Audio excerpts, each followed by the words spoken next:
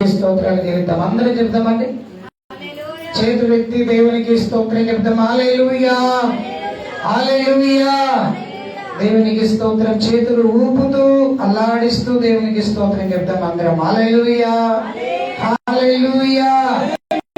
దేవునికి స్తోత్రం కలుగును గాక. నీ ప్రక్కన వారికి చేతిలో చేతి పెట్టి ప్రభువు స్తోత్రం, ప్రభు మనతో మాట్లాడుతున్నాడు. హల్లెలూయా. యేసయ్య ఈ రోజున నీతో మాట్లాడును గాక. హల్లెలూయా. దేవుని పరిశుద్ధ నామానికి మహిమ ఘనత ప్రభావములు కలుగును గాక. దేవునికి స్తోత్రం. కూడి వచ్చిన మీ అందరికీ మన ప్రభువును ప్రియ రక్షకుడైన యేసుక్రీస్తు నామమున మీ అందరికీ వందనాలండి. మీ అందరికీ వందనాలు చెప్తున్నప్పుడు మనము కూడా తిరిగి వందనాలు చెప్పాలి. దేవునికి స్తోత్రం, వందనాలు. దేవునికి మహిమ. ఈ ఉదయకాల సమయంలో మన దేవుని ఆరాధనలో మనం ఉన్నామంటే అది దేవుడు మనకి ఇచ్చినటువంటి గొప్ప భాగ్యం కదండి. మరి దేవుడు చేసిన మేలులను మనం ఎప్పుడు కూడా మరవకుండా నిత్యం జ్ఞాపకం చేసుకోవాలని ప్రార్థన చేయాలి. మరి జాగ్రత్తగా మనం ఉండటం అనేది చాలా చాలా ప్రాముఖ్యమైనటువంటి విషయం. స్తోత్రం, హల్లెలూయా. ముఖ్యంగా మరి ఈ రోజున మరి భయంకరమైనటువంటి ఈ రోజు కూడా వర్షాలు ఉన్నాయని వాతావరణం చెప్తా ఉన్నది. వాతావరణ శాఖ చెప్తా ఉంది. దయచేసి ప్రార్థన చేయండి వాతావరణము సరిగా ఉన్నట్లుగా. మరి నేను అక్కడక్కడ ప్రయాణం చేస్తున్నప్పుడు మరి వరి ధాన్యం అంతా కూడా వర్షానికి కొట్టుకొని పోవడం, మొలకలు రావడం, మరి 6 నెలల కాలం అంతా వారు కష్టపడి చేసినటువంటి అదంతా కూడా వ్యర్థమైపోతుంది.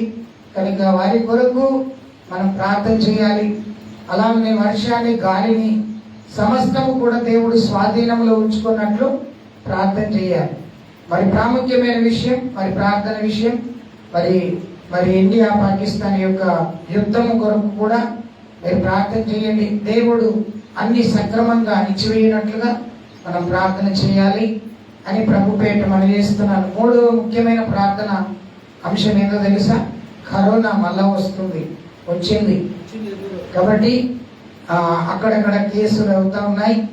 మరి ప్రస్తుతానికి హైదరాబాద్లో 23 కేసులు అయినాయని ఈరోజు ఉదయకాలం వార్తలు వింటున్నప్పుడు నేను చూశాను.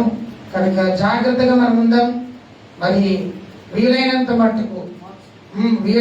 మట్టుకు నీ శరీరమును నువ్వు జాగ్రత్తగా ఉంచుకోండి. నీ ఆత్మీయ స్థితిని కూడా జాగ్రత్తగా ఉంచుకోండి. దేవునికి స్తోత్రం, హల్లెలూయా. కనుక దయచేసి ఏదైనా మీకు జ్వరం, అనారోగ్యం సంభవిస్తే వెంటనే డాక్టర్లను సంప్రదించండి, ఔషధాన్ని వాడండి. దేవుని నమ్ముకున్నాం, మేము మందులు వాడమని అనద్దు. దేవుడే చెప్పాడు. ఏమని తెలుసా? ఆరోగ్యవంతుడికి వైద్యుడు అక్కరలేదు, అనారోగ్యము కలిగిన వ్యక్తికి వైద్యుడు అవసరం. కాబట్టి అనారోగ్యం సంభవించినప్పుడు తప్పకుండా వైద్యము చేయించుకోవాలి. కాబట్టి దయచేసి మీరు వైద్యులను సంప్రదించండి. వెంటనే మెడిసిన్ వాడడానికి మీరు పూనుకొని మెడిసిన్ వాడి మీ ఆరోగ్యాన్ని సరి చేసుకోండి. దానితో పాటు ప్రార్థన కూడా చేయాలి. దేవునికి స్తోత్రం. ప్రార్థన కూడా చేయాలి. ఏమని ప్రార్థన చేయాలి? ప్రభువా, ఏ తెగుల నా గుడారమును ఏం చేయాలి? ఏ తెగులు నా గుడారమును సమీపించనీయకు ప్రభువా, నా గుడారము చుట్టూ నీ రక్షణ ఉంచు తండ్రి అని ప్రార్థన చేయాలి. ప్రైజ్ ది లార్డ్, హల్లెలూయా. దేవుని యొక్క వాక్యాన్ని మనం ధ్యానం చేసుకుందాం. పరిశుద్ధ గ్రంథం అందరూ తెరుచుకోవాలి. మత్తయి రాసిన సువార్త పరిశుద్ధ గ్రంథము నుండి 6వ అధ్యాయం. దయచేసి అందరూ కూడా బైబిల్ గ్రంథాన్ని తెరుచుకోవలసిందిగా ప్రభు పేరిట మనం చేస్తున్నాను.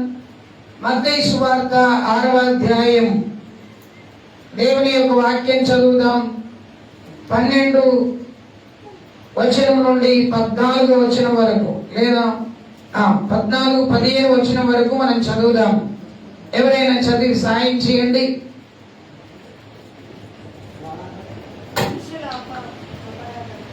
12వ వచనం నుండి 16-14 వచనాల వరకు. మా రుణస్థులను మేము క్షమించి ఉన్న ప్రకారము మా రుణములను క్షమించుము. మమ్మును శోధనలోకి తేక దుష్టుని నుండి మమ్మును తప్పించుము. మనుషుల అపరాధములను క్షమించిన ఎడల మీరు క్షమించిన ఎడల మీ పరలోకపు తండ్రియు మీ అపరాధములను క్షమించును. మీరు మనుషుల అపరాధములను క్షమింపకపోయిన ఎడల మీ తండ్రియు మీ అపరాధములను క్షమించడు. చిన్న ప్రార్థన. పరిశుద్ధుడైన మా తండ్రి, కృపగలిగినటువంటి మా యేసయ్య, ఈ దినమున నీ వాక్యపు వెలుగులో కొన్ని విషయాలను మేము ధ్యానించడానికి నీవు కృప చూపుతున్నందుకే నీకు వందనాలు చెల్లిస్తున్నాం. మీరే మాట్లాడండి. సమస్తమైన దుష్టుని ఆలోచనలు, తలంపులు మా మనస్సులోనికి రానియకుండా నీ అగ్ని కంచెను వేయండి.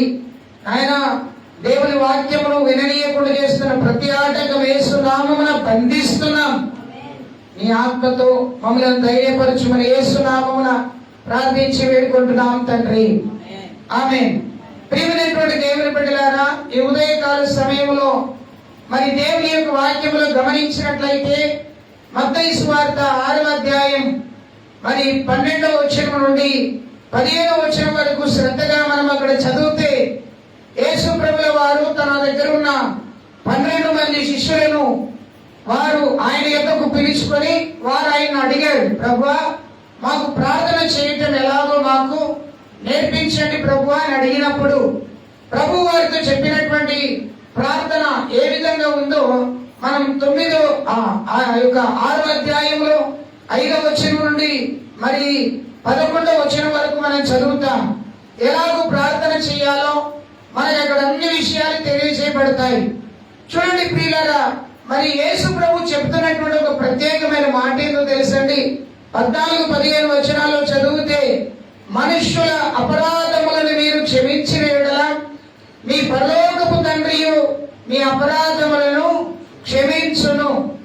ఈ రోజున దేవుని యొక్క వాక్యం యొక్క అంశం ఏంటిదో తెలుసా?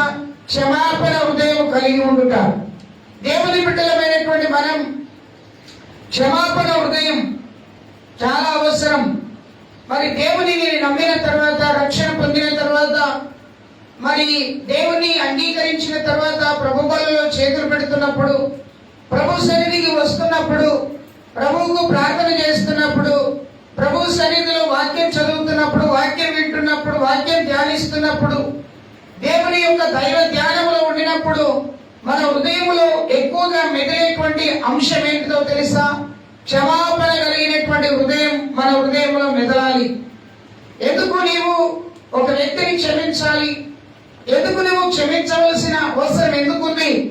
మరి క్షమించగలిగినటువంటి అవసరత కొరకై నువ్వు ఎందుకు ప్రార్థన చేయాలి? యేసు ప్రభు శిష్యులకు చెప్తున్నాడు, మీరు ప్రార్థన చేసేటప్పుడు మీ అపరాధాలు క్షమించాలి. మీరు ఏ అపరాధంలో ఉన్నారో, ఏ పాపంలో ఉన్నారో ఆ పాపములను క్షమించాలి. ఆ పాపములను గురించినటువంటి క్షమాపణ దేవుని దగ్గర నీవు వేడుకోవాలి అని ప్రార్థనాపూర్వకంగా వారికి తెలియపరుస్తున్నాడు. ప్రియులారా, ఒక మనుష్యుని క్షమించాలంటే, మరి దేవుడు ఒక మనుష్యుని క్షమించాలి, లేదా మనుష్యుడు దేవుని దగ్గరికి వెళ్ళి క్షమాపణ వేడుకోవాలి అనేది చాలా ప్రాముఖ్యమైనది. ఎవరు క్షమించగలరు ఈ లోకంలో? ఎవరు క్షమించగలరు? కీర్తన భక్తుడు అంటాడు 130వ కీర్తనలో 4వ వచనంలో ఇలాగ రాయబడి ఉన్నది, చదువుతారా? ఎవరు క్షమించగలిగిన వారు? ఎవరు క్షమించగలిగిన వారు? చూడండి అక్కడ 130వ కీర్తన 4వ వచనం. ఆయనను జనులు మీ యందు భయభక్తులు నిలుపునట్లు మీ యొద్ద క్షమాపణ దొరుకును. యెహోవా కొరకు వింటున్నారన్న మాటలు మీరు 130వ కీర్తన 4వ వచనంలో యెహోవా యందు భయభక్తులు నిలుపునట్లుగా దేవుడు నిన్ను క్షమిస్తాడు. క్షమించగలిగినటువంటి దేవుడు నీకు ఉన్నాడు అనేటువంటి విషయాన్ని గుర్తించుకోవాలి. క్షమాపణ, చేసిన తప్పును తుడిచివేసుకోవడానికి, చేసిన పాపము నుండి విడుదల పొందడానికి, అయ్యో నా పాపము నుండి, నా శాపము నుండి, నాకున్నటువంటి బలహీనత నుండి నన్ను ఎవరు విడిపించగలరు, నేను ఏ విధంగా విడిపించబడాలి అని ఒకవేళ నీవు ఆలోచించినట్లయితే, ఇదిగో ఈ ఈ వాక్కు నీ కొరకే. ఏంటిదో తెలుసా? నీవెప్పుడైతే దేవుని సన్నిధికి వచ్చి ప్రభువా నన్ను క్షమించమని నువ్వు ప్రార్థిస్తావో, ఆ ప్రార్థనను బట్టి, ఆ క్షమాపణను బట్టి దేవుడు నిన్ను క్షమిస్తాడు. హల్లెలూయా. చూడండి, వేసిన బాణం తిరిగి వస్తుందా? ఏమండి, వేసిన బాణం తిరిగి రాదు. బాగా గమనించాలి. మట్టి పాత్ర అంటే కుండను పగలగొడితే అది అతుక్కుంటుందా? అతుక్కోదు. ఏమండి, ఉన్నారా మీరు ఇక్కడ? మట్టి పాత్ర అయినటువంటి ఆ పాత్ర లేదా ఏదైనా వస్తువు కావచ్చు, అది ఒకవేళ కింద పగలగొడితే పగిలినటువంటి దానిని నీవు అతికించగలవా? అతికించలేవు. చూడండి, వేసిన బాణము తిరిగి రాలేదు. మన ఇంటిలో ఉన్నటువంటి పాత్ర పగిలిపోతే అతుక్కోలేదు. కానీ మన ఇంటిలో ఉన్నటువంటి చెత్త బయట పారవేస్తే మన ఇల్లు శుభ్రమవుతుంది. అలాగనే మన హృదయంలో ఉండేటువంటి ఆ మనస్సు క్షమాపణ కూడా చాలా ప్రాముఖ్యమైనది. చాలా మంది అనుకుంటా ఉంటారు, నేను ఎందుకు క్షమించాలండి? నా తోటి సహోదరిని, నా తోటి సహోదరుని నేను ఎందుకు క్షమించాలి? నేనేం తప్పు చేశాను? నేనేం పొరపాటు చేశాను? చాలా మంది అనుకుంటారు. కానీ నేను మీకు కొన్ని విషయాలు ఈ రోజున మీకు గుర్తించాలని ఆశపడుతున్నాను. ఏంటో తెలుసా? క్షమాపణ ద్వారా దేవుడు నీకు ఇచ్చేటువంటి ఆధిక్యత ఈ రోజు నీకు తెలియపరచాలని నేను ఆశపడుతున్నాను. చూడండి, మనం తోటి వ్యక్తిని క్షమించాలి అని దేవుని వాక్యం చెప్తుంది. మరి క్షమాపణ చూపించని నీవు దేవునికి ఎలాగో ప్రార్థన చేయగలవు? బైబిల్ ఏమంటుంది చూడండి. మార్కు సువార్తలోనికి వెళ్తే మీరు దేవుని వాక్యం శ్రద్ధగా మీరు చూడాలి. దేవుని వాక్యాన్ని నేను రెఫరెన్స్ చెప్తా ఉంటాను, మీరు చూడాలి, చదవాలి.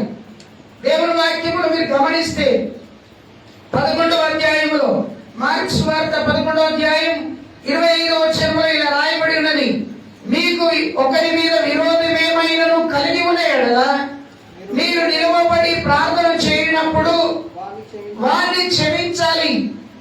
ఎవరిని క్షమించాలి?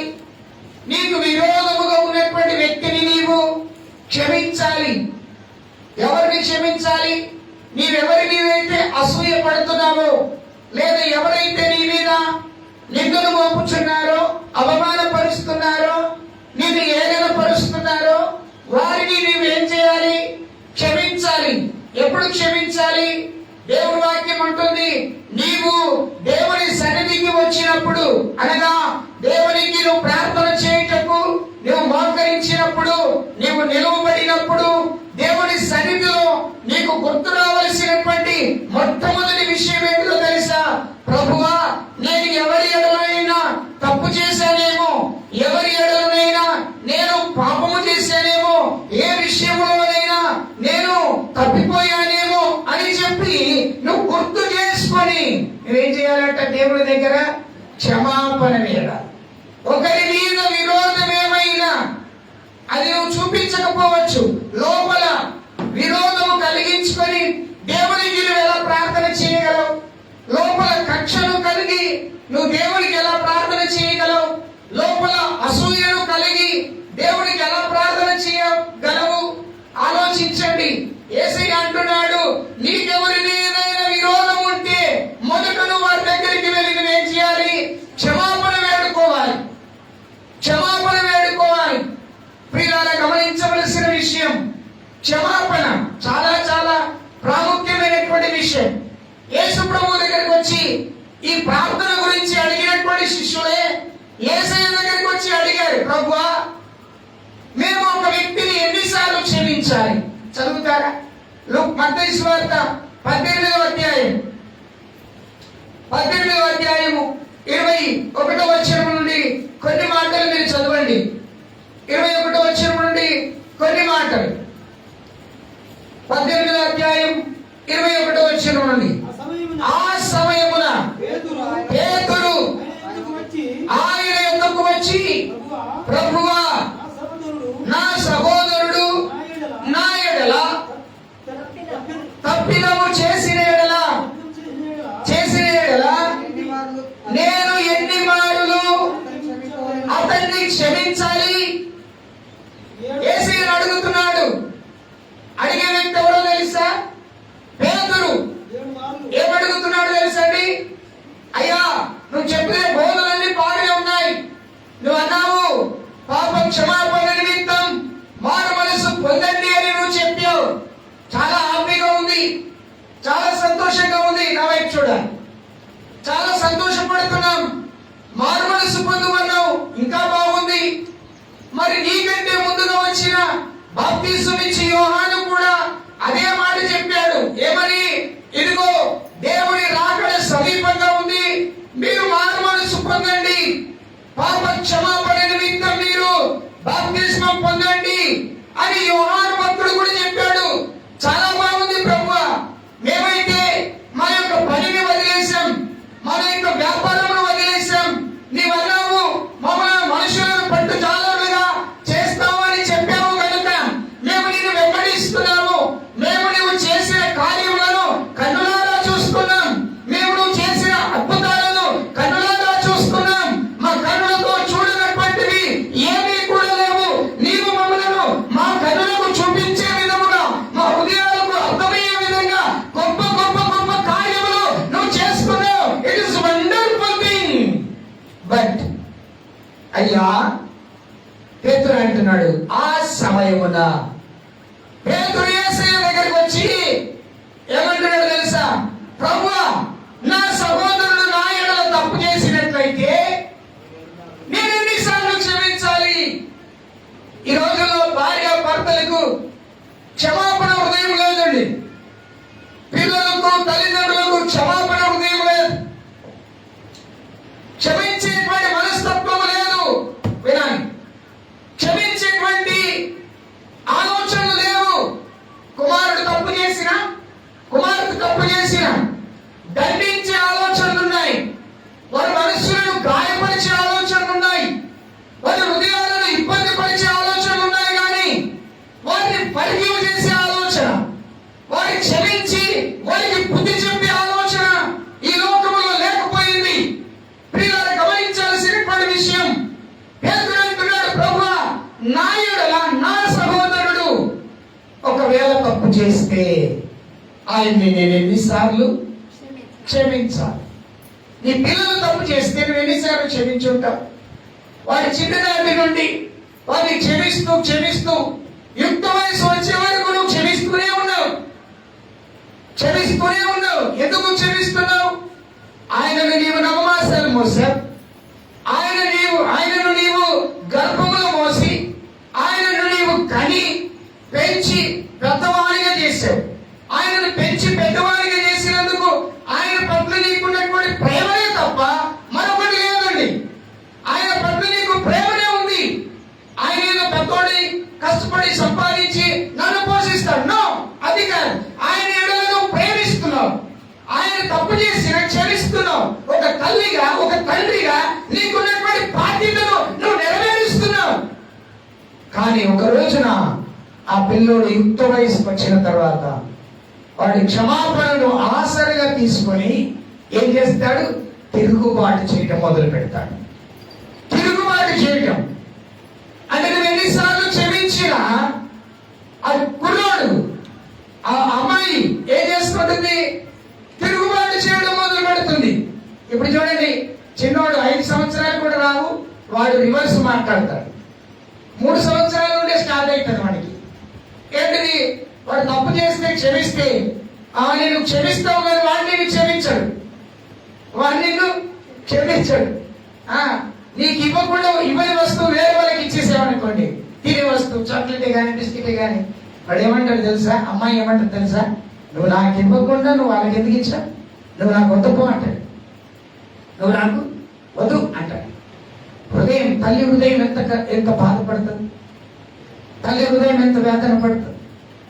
ఇట్ ఇస్ ట్రూ, నేను చెప్పేది సత్యం, మీరు జాగ్రత్తగా వినాలి. దేవుడు కూడా అలాంటి వాడే. నేను కలిగినటువంటి తండ్రి తల్లి ఎంత ప్రేమను కురిపిస్తూ వారి ఎడలను క్షమాపణ కలిగినటువంటి హృదయం కలిగి ఉన్నా, వారిని బాధిస్తున్నా, వారికి అవిధేయులైనప్పటికైనా వారి ఎడలను ప్రేమను కురిపిస్తున్నా. కానీ ఈ లోకములో ఆ పరిస్థితి లేదు. ఎంత దారుణంగా మారిందో తెలుసా? నేనెందుకు క్షమించాలి, నేనెందుకు క్షమించాలి. కఠినత్వం, బహు కఠినత్వం. పేతుడు అడుగుతున్నాడు యేసు దగ్గరికి వచ్చి, lord Jesus, how many times I forgive my brother? ఎన్నిసార్లు నా సహోదరుని నేను క్షమించాలి? ప్రభు అన్నాడు. ఏమన్నాడు చూడండి అక్కడ, చక్కని మాట. ఏమన్నాడు తెలుసా అండి? 7 మార్లు మట్టుక అని అడిగాడు. 7 సార్లు క్షమిస్తే సరిపోతుందా ప్రభువా? అప్పుడు యేసయ్య అంటున్నాడు, అందుకు యేసు అతనితో ఇట్లా నేను 7 మార్లు మట్టుకే కాదు 70 ఏళ్ల మారు మట్టుకని. అంటే మనుషుడి ఆయుష్ ఎన్ని సంవత్సరాలు? ఏమండి ఎన్ని సంవత్సరాలు? ఎన్ని సంవత్సరాలు బతుకుతాము? ఎన్ని సంవత్సరాలు? ఇప్పుడు నాకు 45 సంవత్సరాలు. ఇప్పుడు ఇంకేనేళ్ళు బతుకుతా నేను? దేవుని స్తోత్రం. బైబిల్ ఏమంటుంది తెలుసా అండి? మనుషుడి ఆయుష్ అట 70 ఏళ్ళు అట. ఎన్ని ఏళ్ళు అండి? 70 ఏళ్ళు, 70 సంవత్సరాలు. అధిక బలం ఉంటే ఆయన ఇంకా 10 సంవత్సరాలు బతుకుతాడు, ఇంకా 80 సంవత్సరాలు బతుకుతాడు. 100 ఏళ్ళు బతకడం బాగా కష్టం. ఇప్పుడు కష్టం. 30 ఏళ్ళకి, 15 ఏళ్ళకి, 10 సంవత్సరాలకి ప్రాణాలు పోతున్నాయి. కానీ యేసయ్య ఇక్కడ చెప్తున్న మాట, ఈ మాటకి ఆ మాట మీరు లింక్ చేసుకోండి. 90 కీర్తనలో ఉంటుంది ఆ మాట, లింక్ చేసుకోండి. ఏంటో తెలుసా అండి? చూడండి, ఇక్కడ ప్రభు ఏమంటున్నాడు తెలుసా? 7 మార్ల మట్టికి కాదు, పేతురు 7 సార్లు క్షమించడమే కాదు. ఎన్నిసార్లు క్షమించాలో తెలుసా? 70 సంవత్సరాల వయసు వరకు కూడా నీవు ఏం చేయాలి? క్షమిస్తూనే ఉండాలి. అంటే వాడు తప్పు చేస్తూనే ఉంటాడు, నేను క్షమిస్తూనే ఉండాలా ప్రభువా? ఎస్, నువ్వు క్షమిస్తూనే ఉండాలి. ఎందుకు తెలుసా? క్షమాపణలో గొప్ప ఆశీర్వాదాలు ఉన్నాయి. హల్లెలూయా. క్షమాపణలో గొప్ప ఆశీర్వాదాలు ఉన్నాయి. అందుకే మనుషుడు చేసిన మనుషుడి తప్పును క్షమించడానికి మనుషులు ఒప్పుకుంటారు, కానీ మనుషుడి యొక్క పాపమును క్షమించడానికి ప్రభు అయిన యేసుక్రీస్తు వారు నరవతారిగా లోకానికి వచ్చి మనుషుడి యొక్క పాపము నుండి విమోచన కలిగించాడు. హల్లెలూయా. ఈ రోజున నా వర్తమానంలో దేవుని బిడ్డలారా మీరు గుర్తించుకోవాలి. ఎందుకు 70 ఏళ్ళు మటుకు నువ్వు క్షమించాలి? యేసయ్య నిన్ను క్షమించాడు గనక. రోమపత్రిక 5వ అధ్యాయం 10వ వచనం చెప్తుంది, యేసు ప్రభువు వారు నీ పాపముల నుండి, నీ దోషముల నుండి నిన్ను క్షమించాడు గనక నీవు క్షమాపణ హృదయము కలిగి ఉండుము అని వాక్యం చెప్తుంది. రోమపత్రిక 5వ అధ్యాయం 10వ వచనం చదువుతారా? వాక్యం తీయాలి. ఏలయనగా శత్రువులమై ఉండగా ఆయన కుమారుని మరణము ద్వారా మనము దేవునితో సమాధానపరచబడిన ఎడల సమాధానపరచబడినటువంటి వారమై ఆయన జీవించుట చేత మరి నిశ్చయముగా రక్షింపబడుతుము. అంతేకాదు మన ప్రభు అయిన యేసు క్రీస్తు ద్వారా మనము దేవుని యందు అతిశయపడుచున్నాము. ఆయన ద్వారానే మనము ఇప్పుడు సమాధాన స్థితిని పొంది ఉన్నాం. Praise the lord. హల్లెలూయా. యేసయ్య తన రక్తము ద్వారా, తను చిందించినటువంటి ఆ పరిశుద్ధ రక్తము ద్వారా నీకు క్షమాపణ కలుగజేశాడు. ఎలా కూడా క్షమాపణ కలుగజేశాడు? తండ్రి, మీరు ఏమి చేయించున్నారు మీరు ఎరుగురు కనుక మీరు క్షమించమని చెప్పాడు. అప్పటికి పాపము చేయడం తెలుసు, దోషము చేయడం తెలుసు. అయినను వారి పాప దోషముల నుండి విముక్తి పరచడానికి ప్రభు వాడిన పదమేంటో తెలుసా? ఫర్గివ్నెస్, క్షమాపణ. క్షమాపణ బిడ్డలారా, క్షమాపణ చాలా ప్రాముఖ్యమైనది. ఇంకా నేను వాక్యంలోకి వెళ్తాను. చక్కని మాటలు ఈరోజు చెప్తాను. క్షమాపణ ఎంత మంచిదో తెలుసా? మనం ఎవరమో తెలుసా? ఒకప్పుడు దేవునికి శత్రువులం, దేవునికి దూరమైనటువంటి ప్రజలం, దేవుని మాటకు అవిధేయులం, పాప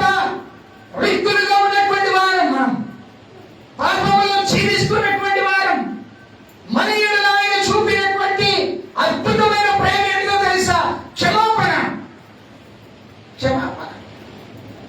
క్షమించాడు, మన దోషములను క్షమించాడు, మన పాపములను క్షమించాడు, మనల్ని ఆయన ఎదురు చేర్చాడు. ఈ రోజుల్లో ఇది మర్చిపోయినాడు. ఇది మర్చిపోయి ఎవరి మీద నిందలేయాలి, ఎవరిని హింసించాలి, ఎవరిని గాయపరచాలి, ఎవరి మీద ఏమంటారు కథలు అల్లాలి, ఇది నేర్చుకుంటున్నా. తప్పు ప్రియులారా.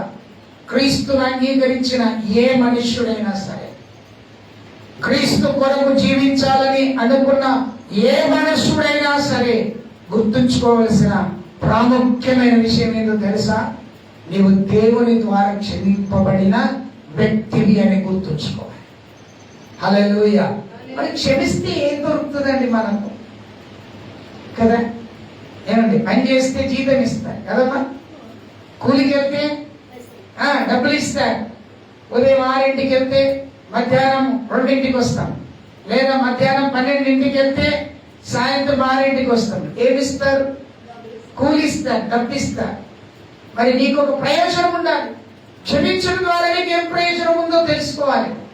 క్షమాపణ ద్వారా నీకు ఏం కలుగుతుందో ఈ రోజు ఒక 7 విషయాలు మీకు చెప్పాలని నేను ఆశపడుతున్నాను. అందులో మొదటి విషయం చూడండి, క్షమించడం ద్వారా ఇందాక మనం చదివాం కదా రోమపత్రిక 5వ అధ్యాయము 1వ వచనము గాని 5వ అధ్యాయం 10వ వచనము గాని అక్కడ ఇలా రాయబడి ఉన్నది. 5వ అధ్యాయం 1వ వచనంలో చక్కని మాట ఉంటది. కాబట్టి విశ్వాసులమైన మనము నీతిమంతులుగా తీర్చబడి మన ప్రభువు అయినటువంటి యేసు క్రీస్తు ద్వారా దేవునితో సమాధానము కలిగి ఉందుము. మొదటి మాట, నీవు క్షమించడం వలన నీకు వచ్చేటువంటి ఆశీర్వాదము లేకపోతే ఆధిక్యత లేకపోతే ఉపయోగం ఏంటిదో తెలుసా? నీకు సమాధానం కలుగుతుంది. ప్రియులారా, గమనించాల్సినటువంటి విషయం, సమాధానం లేకుండా దేవుని సన్నిధికి నువ్వు వెళ్ళలేవు. సమాధానం లేకుండా దేవునికి కుమారుడిగా ఎంచబడలేవు. సమాధానం లేకుండా ప్రభు బలిపీఠం ఎదుటికి వచ్చి నువ్వు ప్రార్థన కూడా చేయలేవు.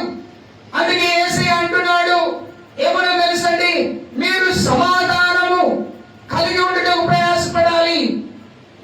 నీవు క్షమించడం ద్వారా నీకు వచ్చేటువంటి ఉపయోగం. మత్తయి సువార్తలో వాక్యం అంటుంది 5వ అధ్యాయం 9వ వచనం, సమాధాన పరచువారు ధన్యులు, వారు దేవుని కుమారులను పడతారు. నువ్వు దేవుడి కుమారుడిగా మారాలన్నా, దేవునికి యోగ్యమైన బిడ్డగా మారాలన్నా, దేవుని రాజ్యానికి వారసుడిగా మారాలన్నా నువ్వేం కలిగి ఉండాలో తెలుసా? సమాధానం. భార్య భర్తకు సమాధానం, పిల్లలు తల్లిదండ్రులకు సమాధానం. అంతేకాదు ప్రియులారా, విశ్వాసులకు సమాధానంతో ఉండాలి. విశ్వాసులైనటువంటి వారు సేవకుడితో సమాధానంగా ఉండాలి. దేవునికి స్తోత్రం కలుగును గాక. హల్లెలూయా. సమాధానం అనేటువంటి బంధము చేత నీవు కట్టబడి ఉండాలి. ఎఫెసీ పత్రిక 4వ అధ్యాయం అంటుంది, సమాధానమును బంధము చేత ఐక్యత కలిగించు సహవాసములో ఉండే సమాధానం అనే బంధం నువ్వు కట్టుకోవాలి. క్షమాపణ ద్వారా నీకు సమాధానం కలుగుతుంది. ఉదాహరణకి నేను మీకు గుర్తు చేస్తాను. ఏశావు యాకోబు మీ అందరికీ తెలుసు కదండి. ఇస్సాకుకు పుట్టిన 2 కుమారులు కదా. 2 కుమారులు ఏమయ్యారు బాగా గమనించాలి. యాకోబు మోసం చేసేసాడు. దేవుని బిడ్డలారా, యాకోబు మోసం చేసి దీవెనలు పొందుకున్నాడు. యాకోబు మోసం చేసి ఆశీర్వాదాలు పొందుకున్నాడు. ఏం చేశాడో తెలుసా? యాకోబు తన తండ్రి ఇంటిని విడిచి వెళ్ళిపోయాడు. తన మామ దగ్గర ఉన్నాడు. కొన్ని సంవత్సరాలు ఉన్నాడు. వివాహం చేసుకున్నాడు. పిల్లలని కనుక్కున్నాడు. సంతోషంగా జీవిస్తున్నాడు. ఆనందంగా జీవిస్తున్నాడు. ఒక రోజున తన మనసులో ఒక ఆలోచన వచ్చింది. ఎంతకాలం ఈ దేశంలో నేను ఉండాలి? ఎంతకాలం ఈ ప్రదేశంలో నేను జీవించాలి? మరి నేనైతే నా ఇంటికి వెళ్ళిపోవాలి అని నిర్ణయించుకున్నాడు. తన మామతో చెప్పాడు, నా ఇంటికి నేను వెళ్ళిపోతాను. నా భార్యలను, నా బిడ్డలను, నా సంతానము దేవునికి స్తోత్రం. అందరినీ తీసుకొని నేను వెళ్ళిపోవాలనుకుంటున్నాను. మీరేమంటారు మామయ్య గారు అని అంటే, నీ ఇష్టం అన్నాడు. వెళ్ళిపోమన్నా. ఇప్పుడు వెళ్ళాలంటే ఎక్కడికి వెళ్ళాలి? వెళ్తే అక్కడ ఎవరున్నారు? యేసేపు ఉన్నాడు. యేసేపు ఎవరు? ఈయన యొక్క అన్న. ఎలా ఉన్నాడు ఆయన? ఆకలితో ఉంటే ఆహారం పెట్టి జ్యేష్ఠత్వాన్ని తీసుకున్నాడు.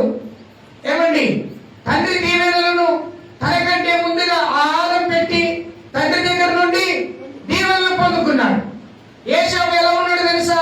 కోపంతో ఉన్నాడు, రౌద్రుడై ఉన్నాడు, ఆవేశపరుడై ఉన్నాడు.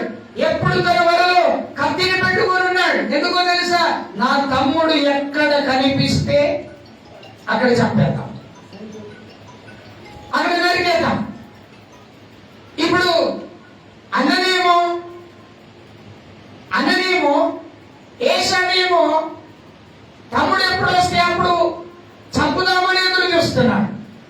తమ్ముడేమో నేను నా సొంత దేశానికి వెళ్ళాలి అని నిర్ణయించుకున్నాడు. ఇప్పుడు వీరిద్దరి మధ్య సమాధానం ఉందా? లేదు. ఇప్పుడు వీరిద్దరిని సమాధాన పరచాలంటే ఎవరు వెళ్ళి సమాధాన పరచాలి? ఎవరు చేయాలి సమాధానం? బాగా వినాల్సిన విషయాలు ఇది. దేవుడే సమాధాన పరచాలి. యాకోబు తన భార్య బిడ్డలను తీసుకొని ఒక రోజున ప్రయాణం చేశాడు. అందరినీ ఏరు దాటించాడు. ఈయన ఒక్కడే మిగిలిపోయాడు. ఒక రాయిని తలగడ చేసుకొని అక్కడ పడుకున్నాడు. దేవుడు దర్శించి మాట్లాడుతున్నాడు. ఎందుకంటే నువ్వు వెళ్తున్నావు కదా, నువ్వు వెళ్తున్నటువంటి నీ యొక్క ఇంటికి నేను సమాధానంతో నేను పంపిస్తాను. మొత్తానికి దేవుడు దర్శించాడు, మాట్లాడాడు. మరి అన్న దగ్గరికి పరివారు వెళ్ళారు. ఇదిగో మీ తమ్ముడు వస్తున్నాడు, మీ తమ్ముడు ఎదుర్కోవడానికి వెళ్దామంటే నా తమ్ముడు నన్ను మోసం చేశాడు, ఆస్తిని పంచుకోలే. ఏమండి, మోసం చేసి ఆస్తిని పంచుకోలే. ఏం పంచుకున్నాడు తెలుసా? ఆశీర్వాదాలు లాగేసుకున్నాడు. మోసం చేసి ఆశీర్వాదాలు లాగేసుకున్నాడు. సమాధానం లేని కుటుంబంగా ఉన్నది ఇది. సమాధానం లేని కుటుంబం. ప్రియులారా, బాగా గమనించాల్సిన విషయం, ఒక వర్తమానం పంపించాడు తన తమ్ముడైన యాకోబు తన అన్న దగ్గరికి. అన్నా, నీవు నన్ను క్షమించు. Praise the lord, hallelujah. Accept చేశాడు. ఎవరు? యేసేపు. నా తమ్ముడు మంచి బంధు బలగంతో రాలేదు, కానీ తన సంతతితో వచ్చాడు. తన కలిగిన యావత్తును తీసుకొని నా ఇంటికి వచ్చుచున్నాడు. నిజంగా నా తమ్ముడు యథార్థపరుడు అని క్షమించాడు. సమాధానం ఎవరు కలిగించారు? దేవుడే కలిగించాడు. మరలా మీకు చెప్తున్నాను మరొక సన్నివేశం. యేసు ప్రభు శిలువకు అప్పగించబడినప్పుడు ఏ రోజు దగ్గరికి తేపడ్డాడు? పిలాతు రాజు దగ్గర నుండి ఏ రోజు రాజు దగ్గరికి తేపడ్డాడు. ఏ రోజుకు పిలాతుకు సమాధానము లేదు. యేసయ్యను బట్టి వారికి ఏం కలిగింది? సమాధానపరచబడ్డారు. మనం గమనించాల్సిన విషయం, నీకు నీ కుటుంబంలో సమాధానము ఒకవేళ లేకపోతే ఆ సమాధానము జరిగించడానికి ఉపయోగపడే పదమే క్షమాపణ. నువ్వు క్షమించాలి. నీ సోదరుడు తప్పు చేసినా, నీ సోదరి తప్పు చేసినా, నీ భార్య తప్పు చేసినా, నీ భర్త తప్పు చేసినా, నీ తల్లి తప్పు చేసినా, నీ తండ్రి తప్పు చేసినా, నీవు తప్పు చేసినా నువ్వేం చేయాలి? క్షమించాలి. క్షమాపణ హృదయం నీవు కలిగి క్షమించటం వలన వచ్చే ఆశీర్వాదం ఏంటో తెలుసా? సమాధానము నీ యొద్దకు వస్తుంది. సమాధానం నీ యొద్దకు వస్తుంది. ఆత్మ ఫలములలో ఒక ఫలం సమాధానం. సమాధానం. దేవుని స్తోత్రం. ధన్యతలలో ఒక ధన్యత సమాధానం. ప్రైజ్ ది లార్డ్, హల్లెలూయా. అయ్యగారండి, కొట్టినా క్షమించాలి. తిట్టినా క్షమించాలి. నన్ను చంపేస్తానన్నారు, క్షమించండి. యేసయ్యను శిలువ పైన వేలాడదీసినప్పుడు యేసయ్య పలికాడు ఏమని? వీరందరినీ మీరు క్షమించండి అన్నాడు. ఆ హృదయం లేదండి ఈ రోజుల్లో. అయ్యగారు ఒక మాట అంటే చాలా అలిగిపోవడం. సోదరి ఒక మాట అంటే చాలా అలిగిపోవడం, గులిగిపోవడం. వద్దు, ఈ సంఘంలో అలా ఉండకూడదు, దేవుని మందిరంలో అలా ఉండకూడదు, దేవుని ఎందుకు వచ్చినప్పుడు అలా ఉండకూడదు. నీ కుటుంబం దేవుని చేత కట్టబడింది కనుక నీవు అసమాధానం కలిగిన వ్యక్తిగా నీవు ఉండకూడదని దేవుడు హెచ్చరిస్తున్నాడు ఈ రోజున. కనుక క్షమాపణ నీకు సమాధానాన్ని కలగజేస్తుంది. సేవకుడి దగ్గర, సంఘము దగ్గర, విశ్వాసుల దగ్గర, దేవుని ఆలయం దగ్గర, దేవుని మందిరంలో మోకరించినప్పుడు నీకు సమాధానం కలుగుతుంది. రెండో విషయాన్ని చదవండి దయచేసి, ఒకసారి చదవండి. ఎబ్రీయులకు రాసిన పత్రిక 12వ అధ్యాయం 14వ వచనం చదవండి ఒకసారి. ఎబ్రీయులకు రాసిన పత్రిక 12వ అధ్యాయం 14వ వచనం. అందరితో సమాధానమును పరిశుద్ధతయు కలిగి ఉండుటకు ప్రయత్నించుడి. పరిశుద్ధత లేకుండా ఎవడును ప్రభువుని చూడడు. జాగ్రత్తగా మీరు అర్థం చేసుకోవాల్సిన విషయం ఏమండి, దేవుని బిడ్డలారా, క్షమాపణ నీకు పరిశుద్ధతను కలగజేస్తుంది. ఏమండి, పాపము నిన్ను దేవునికి దూరం చేస్తే క్షమాపణ నీకు ఏం చేస్తుందో తెలుసా? పరిశుద్ధపరుస్తుంది. పరిశుద్ధపరుస్తుంది. యేసు ప్రభు దగ్గరికి 12 సంవత్సరాల నుండి రక్తపోతున్నటువంటి స్త్రీ వచ్చి యేసు యొక్క వస్త్రపు యొక్క కొనను ముట్టినప్పుడు యేసు ప్రభువులో ఉన్నటువంటి మహిమ ప్రభావం ఆ స్త్రీలోనికి వెళ్ళి ఆ స్త్రీ స్వస్థత పడింది. ఇప్పుడు ఏం కావాలి? ఆ స్త్రీ వెంటనే తిరిగి వెళ్ళిపోవాలి. కానీ స్త్రీ అక్కడే నిలబడి ఉంది. స్త్రీ అక్కడే నిలబడి ఉంది. రక్తస్రావము కలిగినటువంటి స్త్రీ ఊరిలో ఉండటానికి వీలే. మోషే ధర్మశాస్త్ర ప్రకారం ఆ స్త్రీ కడగా ఉండాలి. అంటే పాలెము వెలుపల ఉండాలి, పాలెము బయట ఉండాలి. ఒకవేళ ఆ స్త్రీ ఇంటిలో ఉన్న ఆ స్త్రీని సపరేట్గా ఉంచాలి. ఆ స్త్రీని ముట్టడానికి వీలే. అంటే పాపం. భయంకరమైన పరిస్థితి అది. అలాంటి స్త్రీ జనాల్లో ఉన్నటువంటి యేసు దగ్గరికి వచ్చి యేసు వస్త్రపు యొక్క కొనను ముట్టినప్పుడు స్వస్థత పొందేది.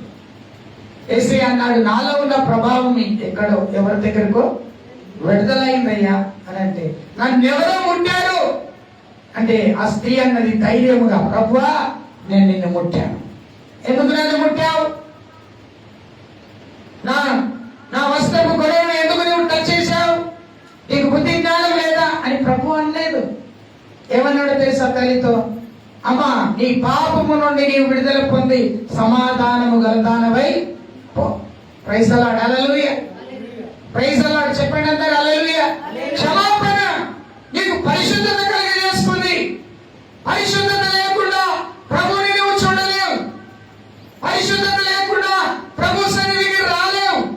పరిశుద్ధత లేకుండా ప్రభువుతో నీవు గడపలేవు. అప్పో నేను ప్రార్థన చేస్తున్నానండి, ఎవరికి కనబడదు నేను ప్రార్థన చేసేది.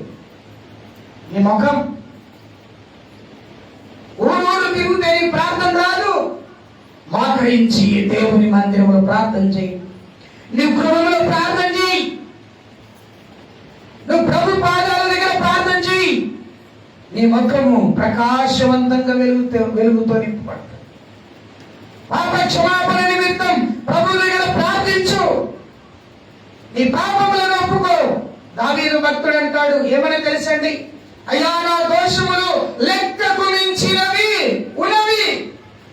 నా దోషములను నేను కడుగుట్టుకొనుటకు నేను ప్రార్థిస్తున్నప్పుడు నా కన్నీళ్లు నా పరుపును తేలజేస్తున్నవి. అంటే కన్నీళ్లతో ఏమైతుందంట? తన పరుపు తేలుతున్నదంట. అంటే ఎంత గొప్ప విషయం ఆలోచించండి. నువ్వు పరిశుద్ధుడు కావాలి. క్షమాపణ నేను పరిశుద్ధుడిగా చేస్తుంది. మనసులో ఉన్న చెత్తంతా తీసేస్తుంది.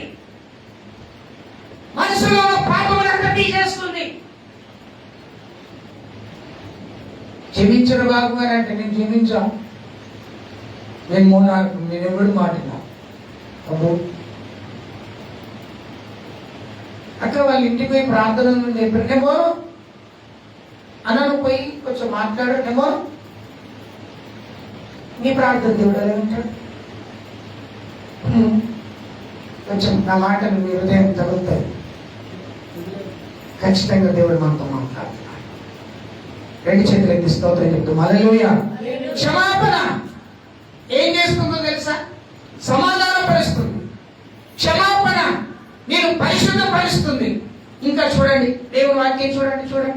అదే ప్రియులకు రాసిన పత్రిక అదే అధ్యాయం 15-16 వచనాలు చదవండి ఒకసారి. నీలో ఎవడైనాను దేవుని కృపను పొందకుండా తప్పిపోవునేమో అనియు చేదైన వేరు ఏదైనా మొలిచి కలవరపరచుట వలన అనేకులు అపవిత్రులైపోదురేమో అనియు. అబ్బా, ఎంత మంచి మాట! చేదైనటువంటి వేరు. దేవునికి స్తోత్రం. ఏమండి? క్షమాపణ చేదైన దానిని తీపిగా చేస్తుంది. అంటే దాని అర్థం ఏంటో తెలుసా?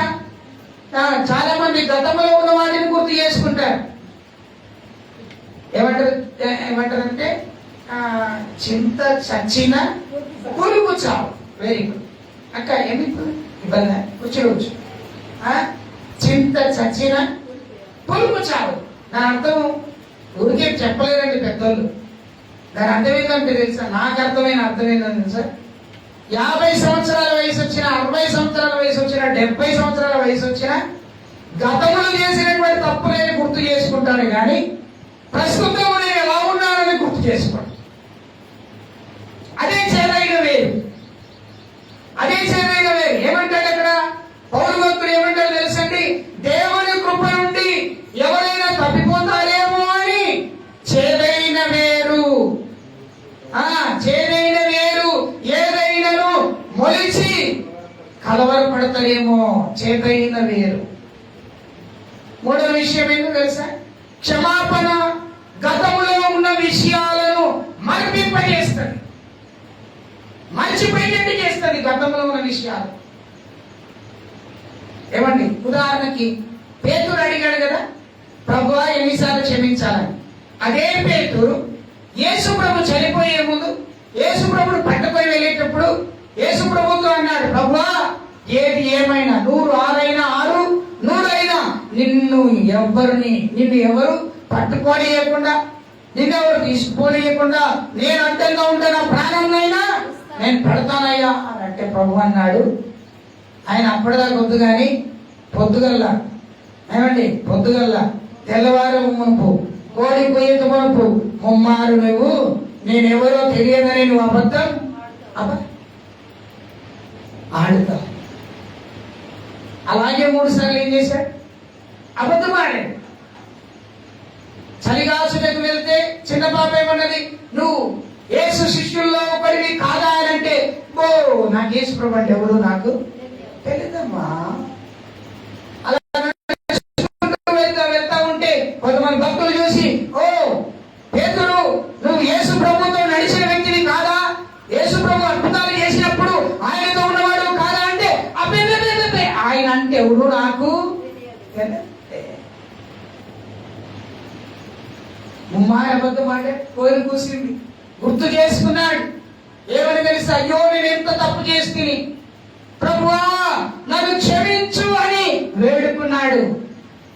మళ్ళా తప్పు చేయలేదు. ఆయన మళ్ళా పొరపాటు చేయలేదు. మనం ఏం చేస్తాం తెలుసా? గతంలో చేసిన తప్పులన్నీ ఏమండి? దేవునికి స్తోత్రం. చేపలు పట్టేవాడు నట్టల కోసం తవ్వినట్టు మనం ఏం చేస్తాం? తవ్వుతా ఉంటాం. ఎంత తవ్వుతే అంత మురికి వాసన వస్తుంది. నిన్ను దేవుడు దీపిక చేశాడు. చెప్పాలి మీరందరూ. మొదటిగా ఏం చేశాడు? క్షమాపణ ద్వారా నీకేం కలుగుతుంది? ఇలా చూపించి చెప్పండి మీరందరూ. ఏం కలుగుతుంది? సమాధానం కలుగుతుంది. నువ్వు తోటి వ్యక్తిని క్షమిస్తే ఏం కలుగుతుంది? సమాధానం కలుగుతుంది. రెండవది ఏం కలుగుతుంది? తోటి వ్యక్తిని లేదా తోటి సహోదరుని నువ్వు క్షమిస్తే, నీ పాపములు క్షమించుకొని నువ్వు దేవుని ప్రార్థన చేస్తే నీకేం కలుగుతుంది తెలుసా? పరిశుద్ధత కలుగుతుంది. మీకు చేతులు వేలు లేవా? మీకు ఉన్నాయా? మీకు దేవునికి స్తోత్రం. హల్లెలూయా. స్తోత్రం చెప్పండి. హల్లెలూయా. మొదటిది ఏంటిది? సమాధానం కలుగుతుంది. క్షమాపణ ద్వారా నాకు సమాధానం కలుగుతుంది. రెండవది ఏం కలుగుతుంది? క్షమాపణ ప్రశాంతత కలుగుతుంది. ఇప్పుడు మూడవది ఏంటిదో తెలుసా? క్షమాపణ ద్వారా గతమును మర్చిపోతాం. హల్లెలూయా. ఏం చేస్తాం? మర్చిపోతారా మీరు? అయ్యగారు నన్ను అప్పుడు అట్లా అన్నాడు, అప్పుడు అట్లా అన్నాడు, అప్పుడు అట్లా అన్నాడు అదే చెప్పుకోవద్దు. ఇప్పుడు ఏం చేయాలి? మర్చిపోవాలా. దేవునికి స్తోత్రం. మర్చిపోవాలా. దేవునికి మహిమ. నాలుగవది ఏం జరుగుతుందో తెలుసా? క్షమాపణ ద్వారా అపవాదిని ఎదిరిస్తాం. ఏం చేస్తామండి? అపవాదిని ఎదిరిస్తాం. చూడండి, వాక్యం చదువుతారా? కొలస్సీ పత్రికలో ఉంటది 2వ అధ్యాయంలో. దేవునికి స్తోత్రం. చదవాలి మీరందరూ. నేను వాక్యాన్ని సంపూర్ణంగా ఈరోజు చెప్పి ముగిస్తాను.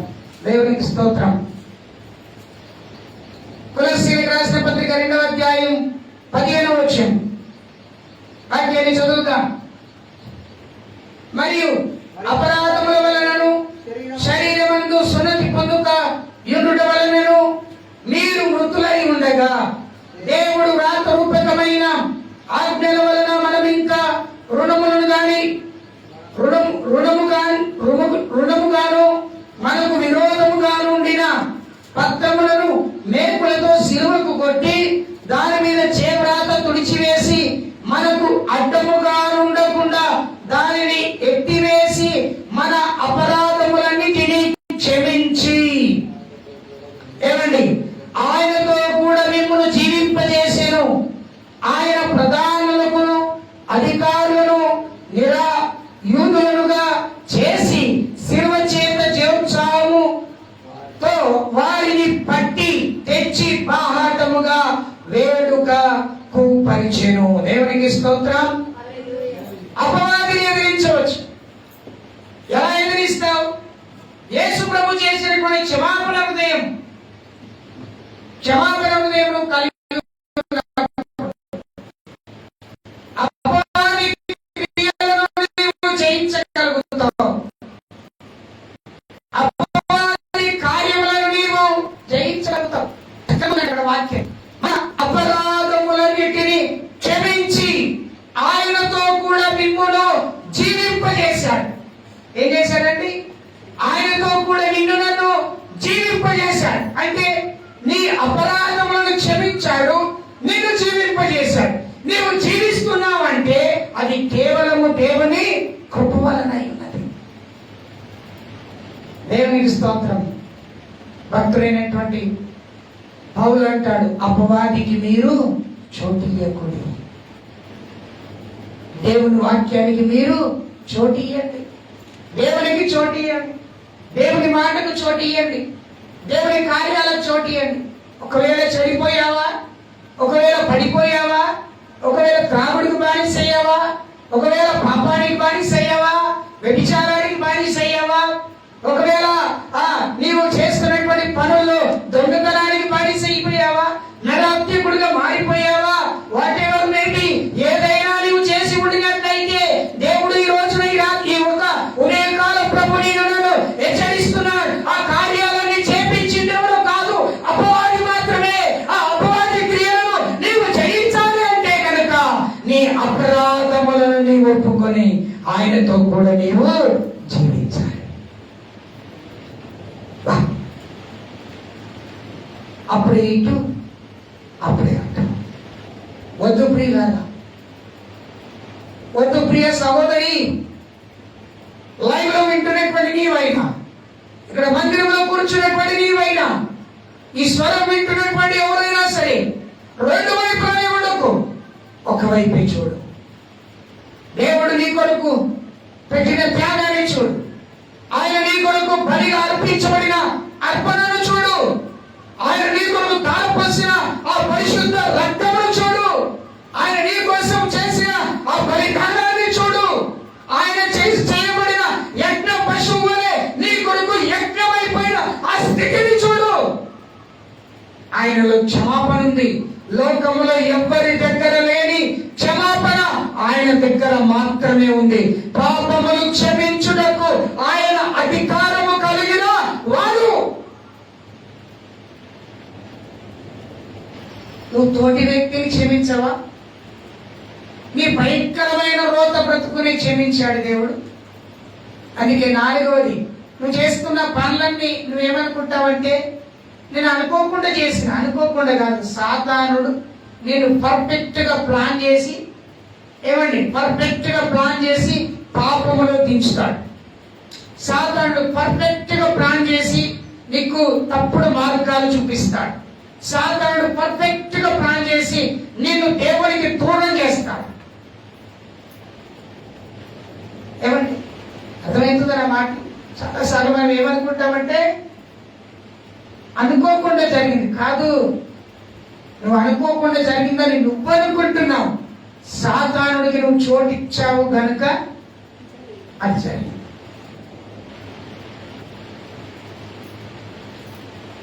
జాగ్రత్తగా. అందుకే అపవాదికి నువ్వు చోటు ఇవ్వకూడదు. అపవాదిని నువ్వు ఎదిరించాలంటే, అపవాదిని నువ్వు జయించాలంటే, అపవాది క్రియలను నీవు లయపరచాలంటే దేవుని దగ్గర నీకున్నటువంటి ఆయుధం ఏంటో తెలుసా? నీ పాప క్షమాపణే నీకు ఆయుధం. నాలుగవది ఏంటిదో తెలుసా? క్షమాపణ అపవాదిని జయింపజేస్తాం. యేసయ్య సిలువలో మరణపు ముళ్ళును ఏం చేశాడట? విరిచాడు. మరణపు ముళ్ళును ఏం చేశాడు? ఆయన విరిచాడు. సో వండర్ఫుల్ కదా. మనం మన పక్కోళ్ళని క్షమించాం. సంఘానికి వస్తే ముఖమిటు, ఈ ముఖమిటు, ఆ ముఖమటు.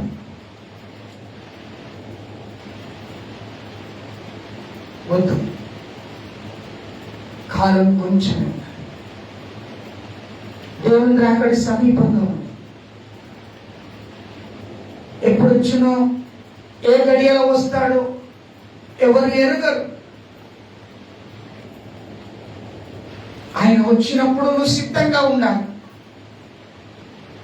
ఆయన రాకడ కొరకు నువ్వు సిద్ధంగా ఉండాలి. ఆ సిద్ధపాటు కలిగిన వ్యక్తిగా ఉండినప్పుడే ఆయన నిన్ను తీసుకొని మధ్యాకాశానికి వెళ్తాడు.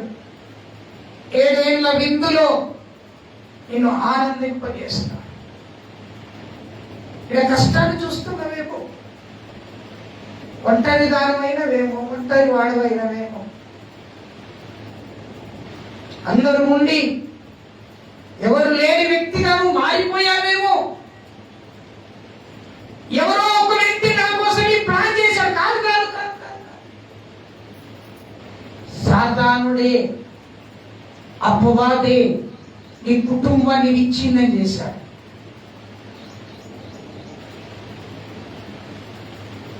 అవ్వ దగ్గరికి వచ్చి అపవాది ఏమన్నదో తెలుసా?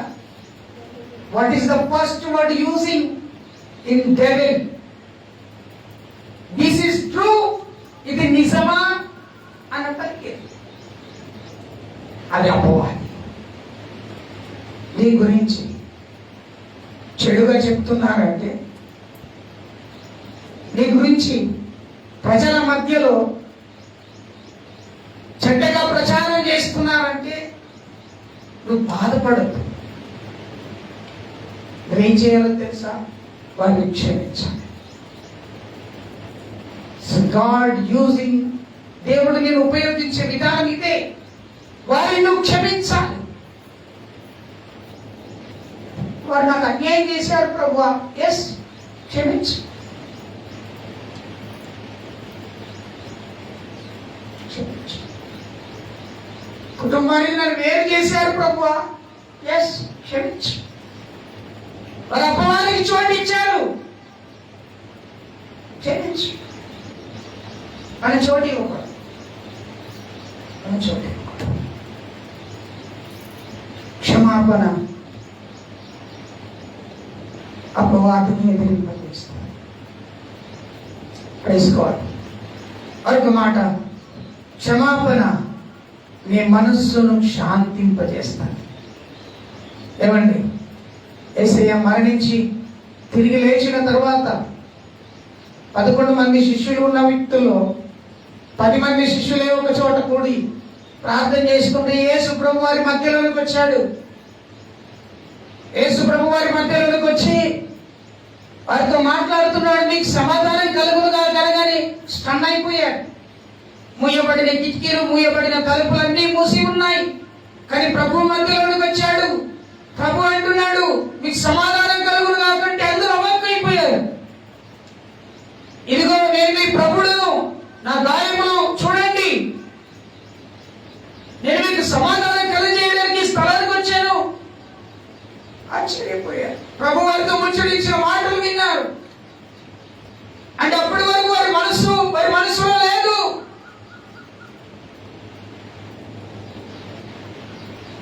కొన్నిసార్లు మన బాధ కలిగినప్పుడు మన మనసులో ఉండదు.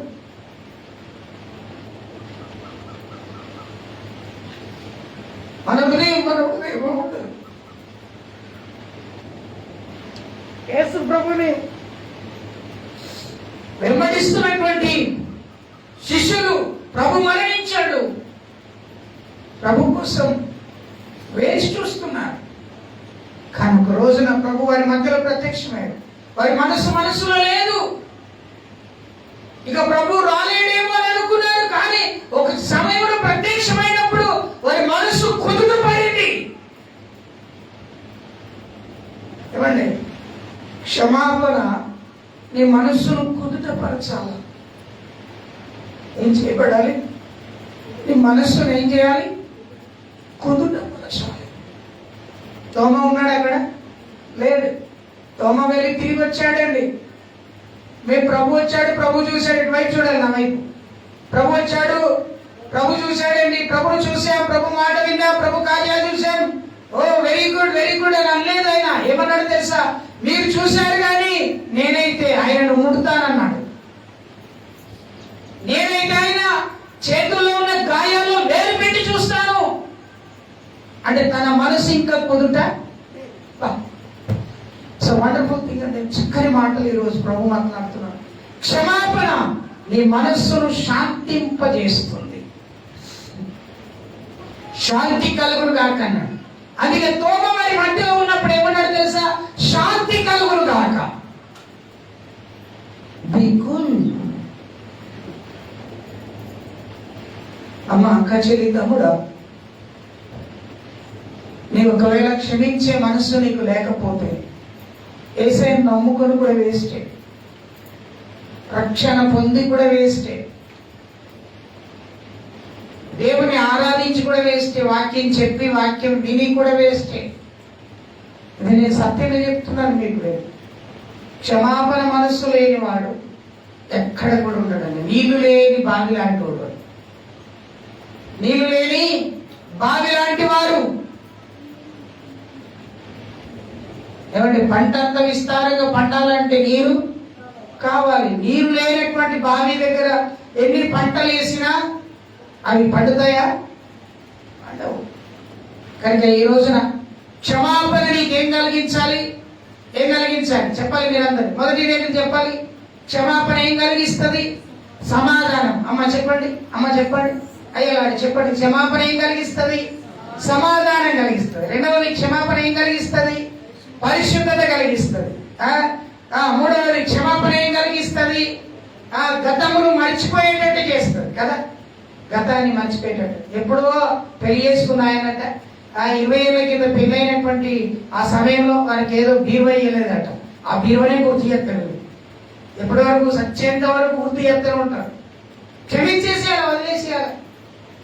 దేవునికి స్తోత్రం. హల్లెలూయా. క్షమాపణ గతమును మర్చిపోయేటట్టు చేస్తుంది. నాలుగవది క్షమాపణ అపవాది క్రియలను జయింపజేసేటట్టు చేస్తుంది. Praise Lord. ఎదిరిస్తుంది. హల్లెలూయా. రెండు చేతులకి చెప్తాం అందరం హల్లెలూయా. ఐదవది క్షమాపణ నీ మనస్సుకు శాంతిని కలిగిస్తుంది. క్షమించలేని వ్యక్తికి ఎదురుపడితే నీకు ఏమనిపిస్తుంది? అక్క ఏమనిపిస్తుంది? నీకు ఏమనిపిస్తుంది? అన్న నీకేమనిపిస్తుంది? తమ్ముడా నీకేమనిపిస్తుంది? అబ్బా గుండెలు ఎక్కడో ముళ్ళు యేసయ్య అంటున్నాడు, చేదైన వేరు నీలో ఉండకుండా చూసుకోవాలి. బీరకాయలు కోసేటప్పుడు చేదు బీరకాయ అది ఒక్క ఎత్తు అందులో పడ్డా ఆ కూర అంతా ఏమైతుంది? చేదైతుంది. ఏమండి, చేదైన కాకరకాయలు తీయని పదార్థమైన బెల్లమందులో పడితే అది మొత్తం అంతా ఏమైతుంది? తీయగైతుంది. అలాగనే బుకావాని తైలములో చచ్చిన ఈగలు పడితే ఏమైతుంది? అది వాసన కొడుతుంది. నీ పరిశుద్ధ జీవితంలో నీ మనసు కుదుటపడకపోతే, నీ పరిశుద్ధ జీవితంలో నీకు క్షమాపణ హృదయం లేకపోతే కంపు కొడుతుంది నీ జీవితం. అసహించుకుంటారు ప్రజలు నిన్ను. స్తోత్రం, హల్లెలూయా. చెప్పండి చెప్పండి అందరు కలిసి హల్లెలూయా. ఇంకో మాట చెప్పి ముగిస్తాను. 2 మాటలు ఉన్నాయి, ఇంకా చెప్పే ముగిస్తాను. సామెతల గ్రంథం చదవండి. ఎందుకు పరిశుద్ధాత్మ దేవుడు గుర్తు చేస్తున్నాం. 12వ అధ్యాయం అనుకుంటా. అక్కడ 25వ వచనంలో అక్కడ ఒక చక్కని మాట ఉంటుంది. ఏమండి? ఒకరి హృదయములోని విచారము దాని కృంగజేయును, దయగల మాట ఏం చేస్తుందటండి? 12వ అధ్యాయం 25వ వచనం. ఒకరి హృదయములోని విచారము దాన్ని కృంగజేయును, దయగల మాట దాన్ని సంతోషపెట్టును. ఒక వ్యక్తి రోజు రోజు కృంగిపోతున్నాడంటే ఏమండి? ఆరోగ్యం బాగుంది, అంతా బాగుంది, దేవునికి స్తోత్రం, డబ్బులు బాగున్నాయి, అన్ని బాగున్నాయి. ఇక్కడ రాజు ఇక్కడ దేవునికి స్తోత్రం, ఇక్కడ నిలబడచ్చు. దేవునికి స్తోత్రం, నువ్వే దేవునికి మహిమ కలుగును గాక, దేవునికి స్తుతి కలుగును గాక. ఏమండి? ఈ సహోదరుడికి ఆయన చూడు, ఆయన పైన చూడు ఎట్టుంది. దేవునికి స్తోత్రం, కిందికి రాదు. దేవునికి మహిమ కలుగును గాక. మంచి బట్టలు వేసుకున్నాడు, వెరీ గుడ్, మంచిగా. ఈయన ఒక మంచి ధనవంతుడు అనుకుందాం. ధనవంతుడికి అన్ని ఉన్నాయి కదండి. ఎన్ని ఉన్నాయి? అన్ని ఉన్నాయి. కార్లు ఉన్నాయి, దేవుడు ఇస్తాడు కారు. దేవునికి మహిమ. నీకేనా అక్కడ? నీకే కదా. అమ్మో, దేవునికి స్తోత్రం, బలంగా స్వీకరిస్తున్నాడు. దేవునికి మహిమ. హల్లెలూయా. ఇచ్చుగాక. ఆమేన్. నీకు ఇస్తే నాకు ఇచ్చుగా. ఆమేన్. హల్లెలూయా. రైట్. ఈయనకు మంచి ధనవంతుడు, బిల్డింగ్ ఉంది, ధనం ఉంది, డబ్బులు ఉన్నాయి, కార్లు ఉన్నాయి, మిద్దెలు ఉన్నాయి, బంగారం ఉంది, వెండి ఉంది, విస్తారమైన ఆస్తి ఉంది. కానీ విచారం ఉంది. కానీ విచారం ఉంది. అక్కడ ఏమున్నది? అక్కడ వచనంలో ఒకరి హృదయములోని విచారము వాణ్ణి ఏం చేస్తుందట? కృంగిపోతాడు. ఏమైపోతున్నాడు? రోజు రోజుకినా కృంగిపోతున్నాడు. గుండె బాగుంది, ఊపిరితిత్తులు బాగున్నాయి, కిడ్నీలు బాగున్నాయి, బ్రెయిన్ బాగుంది, ఏమి చెవులు, ముక్కు, కన్ను అన్ని బాగున్నాయి, కాళ్ళు, చేతులు అన్ని బాగున్నాయి. Everything is good. ఆరోగ్యవంతుడిగా ఉన్నాడు, బలవంతుడిగా ఉన్నాడు, శక్తివంతుడిగా ఉన్నాడు. కానీ తన మనస్సులో ఉన్నటువంటి విచారము ఏం చేస్తుందంట? రోజు రోజు ఆయన ఏం చేస్తుంది?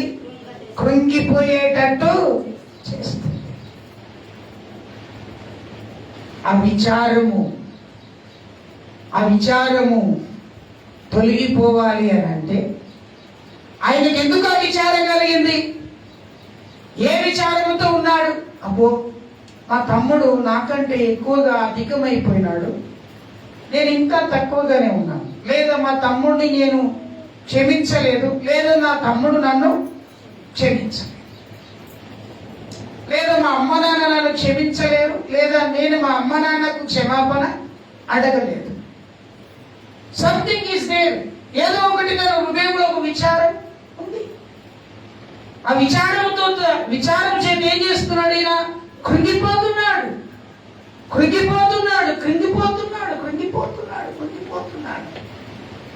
బైబిల్ అంటున్నది దయగల మాట ఉన్నదండి. అక్కడ దయగల మాట అతన్ని సంతోషపరచు. దయగల మాట అతన్ని సంతోషపరచు. ఎవరు దయ చూపిస్తారు ఈయనకు? కృంగిపోతున్న ఇతన్ని ఎవరు దయ చూపించగలరు? ఈయన కృంగుదల నుండి ఎప్పుడు ఈయన బయటికి రాగలడు? ఈయన విచారం నుండి ఎప్పుడు బయటికి రాగలడు అని అంటే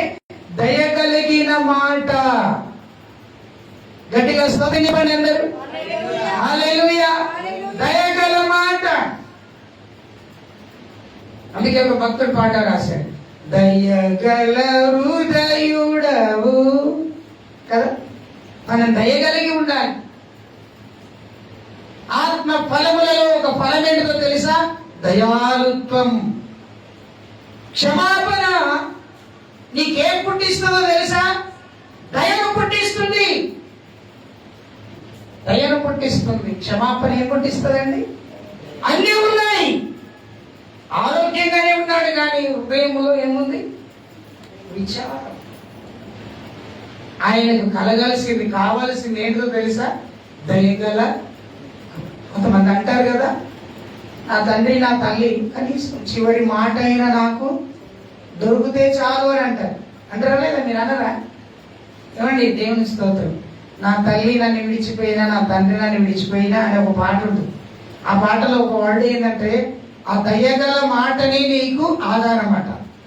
ప్రైజ్ ది లార్డ్. హల్లెలూయా. కనుక మీరు గమనించాలి, ఒక చివరి మాట. నేను ఒక సమాధి కార్యక్రమానికి వెళ్ళాను.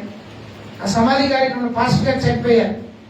వారి యొక్క అల్లుడు గారు, చిన్న అల్లుడు గారు, చిన్న కుమార్తె గారు, వారు ఒక దేశం నుండి వస్తా ఉన్నారు.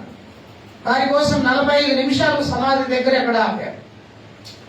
ఒక విచిత్రమైన సంగతి ఏంటో తెలుసండి, ఆయన ఒక మాట చెప్పాడు ఫోన్లో. వారందరికి ఒక మాట చెప్పారు, నాకేమొద్దు కానీ ఆయన ముఖాన్ని నేను చూడాలి. చివరి చూపు అంటారు దాన్ని. ఏమంటారండి? కొంతమంది తల్లిదండ్రులు ఇలా పలుకుతారు, నువ్వు నా చివరి చూపు కూడా రావద్దు అని అంటాడు. తప్పు ప్రియులారా, అది మంచి మాట కాదు. యేసు ప్రభు చివరి చూపులో, యేసు ప్రభు మరణించినప్పుడు చివరి చూపులో శిష్యులు ఉన్నారు, స్త్రీలు ఉన్నారు, యవనస్తులు ఉన్నారు, యేసుని వెంబడించి బాగుపడిన వారు ఉన్నారు, రహస్యంగా ప్రార్థన చేసిన వారు ఉన్నారు, చివరి వరకు ఆయనతో ఉన్నారు. క్షమాపణ నీకు దయగల మాటను ఇస్తుంది. నేను దయ చూపించకపోతే దయాలుత్వం మీద ధరించుకోలేదు. యేసయ్య దయ చూపించకపోతే దయ కలిగిన హృదయం నీలోనికి రాదండి. 6వ మాట, పూర్ణంగా ఆరాధిస్తాం. ఏం చేస్తామంటే క్షమాపణ ద్వారా సంపూర్ణంగా, పరిపూర్ణంగా ఆరాధిస్తాం. ఏమంటే తప్పు చేసాం, క్షమించమని అడిగాం, అందరూ క్షమాపణ వేడుకున్నాం. ఇప్పుడు ఆయన మనసు ఎలా ఉంటుంది? సంతోషంగా ఉంటుంది. అప్పుడు ఏం చేస్తాడు? సంపూర్ణంగా దేవుణ్ణి ఆరాధిస్తాడు. కొంచెం సంపూర్ణంగా ప్రియులారా, క్షమాపణ. యేసయ్య దగ్గరికి వచ్చినటువంటి పేతురు అడుగుతున్నాడు, అయ్యా 7 మార్లు క్షమించాలా? లేదు లేదు, my dear Peter, no 7 times 70 years you forgive everyone. ప్రతి ఒక్కరిని నువ్వేం చేయాలి? క్షమించాలి. అందుకే యేసు ప్రభు అన్నాడు, ఒకడు నీ చెంప మీద కొట్టినప్పుడు మరొక చెంప. ఆడు కొట్టకముందు మనం కొడుతున్నారు. ఇప్పుడు ఏమండి, ఆడు కొట్టకముందు మనల్ని ఎంత ఘోరం అండి, చూడండి ఎంత దుర్మార్గం. కనుక క్షమాపణ నీకు సమాధానం ఇస్తుంది. క్షమాపణ నీ పాపం నుండి విడుదల చేస్తుంది. క్షమాపణ పరిశుద్ధతని ఇస్తుంది. క్షమాపణ దేవుడితో ఉండే భాగ్యాన్ని ఇస్తుంది. క్షమాపణ గతంలో ఉన్న విషయాలను గుర్తు చేయదండి, మర్చిపోయినట్టు చేస్తుంది. ఈ ఉదయం కాదు, మీ అందరికీ గుర్తు చేస్తున్నాను. ఒకవేళ నువ్వు క్షమించలేని వ్యక్తులు ఎవరన్నా ఉంటే ఇమ్మీడియట్ గా నువ్వు వెళ్ళి క్షమించు. వారి దగ్గరికి వెళ్ళి నువ్వు క్షమాపణ వేడుకో. వారి ఎడలో నువ్వు తప్పు చేస్తే ఖచ్చితంగా నువ్వు వేడుకో. ఖచ్చితంగా నువ్వు వారి దగ్గరికి వెళ్ళి క్షమాపణ వేడు. నీలో దుర్మార్గతలు ఉంచుకొని నువ్వు దేవుని దగ్గరికి వస్తే అది కరెక్ట్ కాదు. నువ్వు క్షమాపణ కలిగి ఉండు.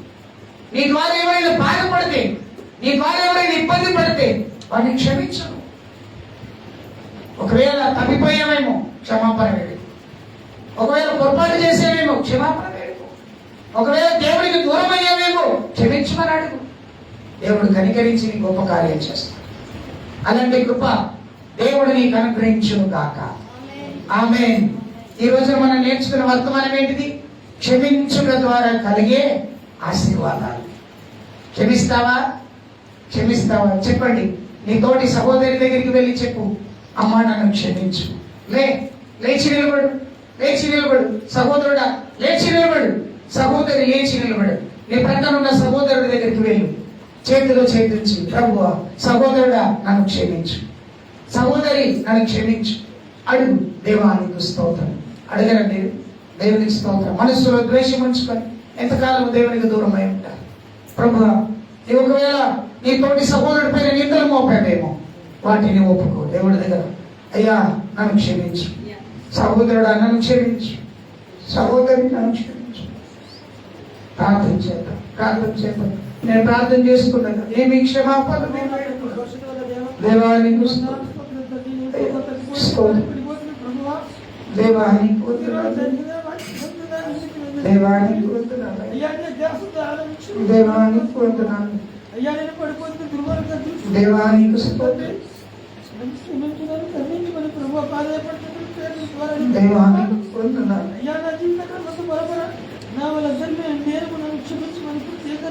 క్షమాపణ నొందితివనగా, క్షమాపణ పొందితివనగా,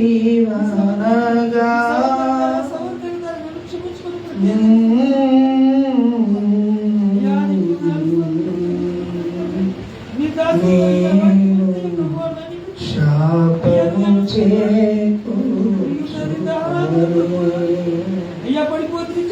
క్షమాపణని యేసయ్యాను క్షమించు అని అడుగుదాం. రెండు చేతులు సహోదరుడు వైపు కాదు, నీవు దేవుని దగ్గర అడుగు. ప్రభువా నన్ను క్షమించు, నీకు విరోధముగా ఏదైనా పాపము చేసి ఉంటే క్షమించు, నీకు విరోధముగా ఏదైనా దోషము చేసి ఉంటే నన్ను క్షమించు.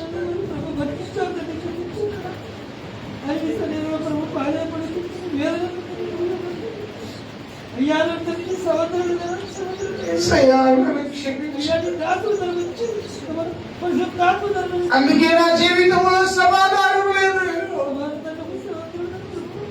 పరిశుద్ధతను కోల్పోతున్నాను. ప్రభువా నీకు వందనాలు. సహోదరుడా సహోదరి, దేవా నీవు నన్ను క్షమించు అని అడుగుతావు.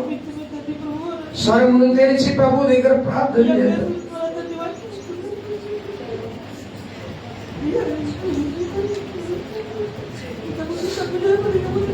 దేవానికి వందనాలు. క్షమించటంలో నీకు ఆశీర్వాదం ఉంది. ఈ సహోదరుని క్షమించు, సహోదరిని క్షమించాడు. ఒక్కరు నశించటం నాకు ఇష్టం లేదన్నాడు.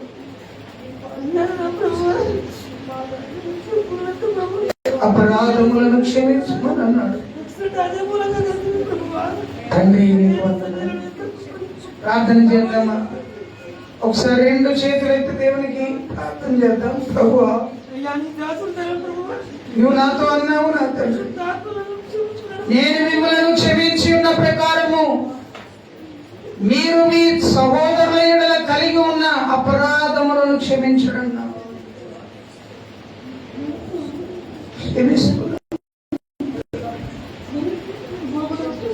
హృదయంలో తేలిక చేయి దేవా.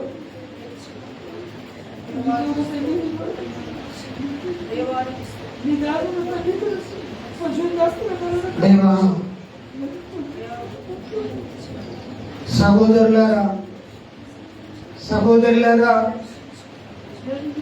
ఈ ప్రకరణ సహోదరి దగ్గరికి యథార్థంగా వెళ్ళి నువ్వు క్షమాపణ వేడుకో.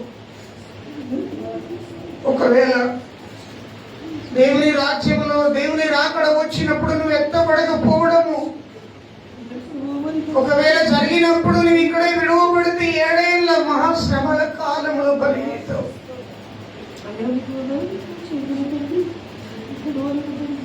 ఆయనతో నువ్వు ఎత్తపడాలంటే నువ్వు క్షమాపణ హృదయం కలిగి యేసయ్యను గాయపరిచిన గాయములను చూడు. 39 కొడా దెబ్బల చేత ఆయన కొట్టబడినప్పుడు ఆయన భుజము పైన సిలువను వేసి గొల్గొతా కొండ వైపు తీసుకొని వెళుతున్నప్పుడు కొరడాల చేత తప్పు చేస్తున్నటువంటి ప్రజలు వాటన్నిటినీ ప్రభు చూసి, తండ్రి మీరేమి చేయుచున్నారో వీరెరుగరు వెనుక వీరిని క్షమించన్నారు. నీ సహోదరుడు సహోదరి నీకు విరోధంగా ప్రచారం చేస్తున్నారేమో, క్షమించు. నీ గురించి తప్పుడు ప్రచారం చేస్తూనే క్షమించు. నీ మీద నిందలు వేస్తున్నారేమో, అయ్యో. మనందరి ధైర్యపరచు కాక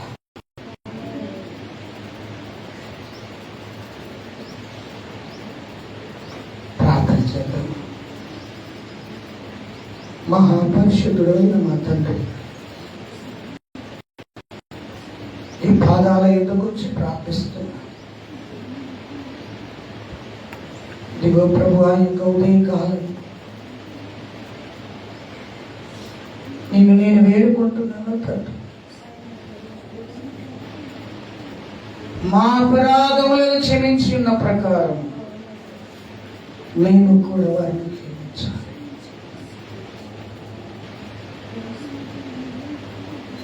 మంచి మనసు నాకే వద్దు. నేను అందరికీ మేలే చేశాను అని మనం అనుకుంటున్నాం. నాకు కీడు చేస్తున్నారని మనం బాధపడుతున్నాం. అని నన్ను క్షమించు.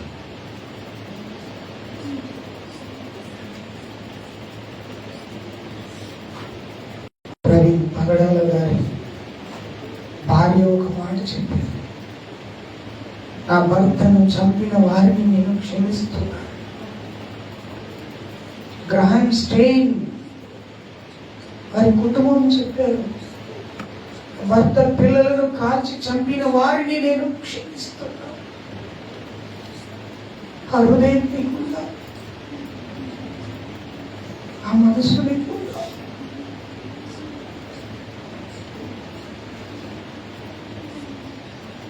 పాప క్షమాపణ, మనిషిని క్షమాపణ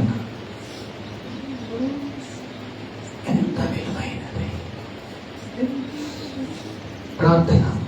పరిశుద్ధుడైన మా తండ్రి, ఈ మధ్యాహ్నం వేళ నీ పాదాలకు వచ్చి ప్రార్థిస్తున్నాను. ఈ రోజున నువ్వు మాతో సూటిగా మాట్లాడేవయ్యా. నాతో మాట్లాడినందుకు వందనాలు, కృప చూపినందుకు వందనాలు. సహోదరులమైన మేమందరము, సహోదరులు అందరూ క్షమాపణ హృదయం కలిగించు. కుటుంబాలను దీవించు, ఆశీర్వదించు. రాలేని బిడ్డలందరినీ మీరు జ్ఞాపకము చేసుకోమని నేను అడుగుతున్నాను. ఈ కృప హస్తముల క్రింద మమ్మలను భద్రపరచుమని యేసయ్య అతి శ్రేష్టమైన నామమున ఈ ప్రార్థన అడిగి వేడుకుంటున్నాం తండ్రి. ఆమేన్. మన పరమ తండ్రి అయిన దేవుని ప్రేమ, ఆయన కుమారుడైన యేసుక్రీస్తు వారి కృప, పరిశుద్ధాత్మ యొక్క నిత్య సన్నిధి కొడిన మనకు, లోకములున్న సకల పరిశుద్ధులందరికీ దేవుడు సదాకాలము దయచేసి నడిపించి కాపాడి క్షమాపణ హృదయము కలుగజేయును గాక. ఆమేన్. ఆమేన్. యేసు రక్తమే జయం, శిలువ రక్తమే జయం. యేసు నామానికి సంపూర్ణ విజయము కలుగును గాక. ఆమేన్. ఆమేన్.